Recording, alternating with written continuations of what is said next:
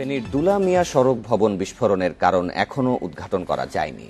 এর মধ্যে ঘটনাস্থল থেকে আলামত সংগ্রহ করেছে সিআইডির একটি দল। সকাল 10টার দিকে ঘটনাস্থলে আসে সিআইডির এই দলটি, সংগ্রহ করে আলামত।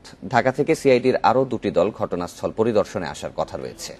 এদিকে বিস্ফোরণের ঘটনায় 2 মেয়েসহ মা গুরুতর দগ্ধ অবস্থায় ভর্তি রয়েছেন ঢাকা মেডিকেলের বার্ন ইউনিটে। এর মধ্যে মা মেহেরুন্নেসা ও মেয়ে হাফসা শরীরের 60 ভাগ পুড়ে গেছে বলে জানিয়েছেন চিকিৎসক। শুক্রবার রাত 11টার দিকে দুলা মিয়া সড়কের শফিক ম্যানশনের 5 তলায় বিস্ফোরণের ঘটনা ঘটে। এতে ভবনটির 4, 5 ও 6 তলা ক্ষতিগ্রস্ত হয়।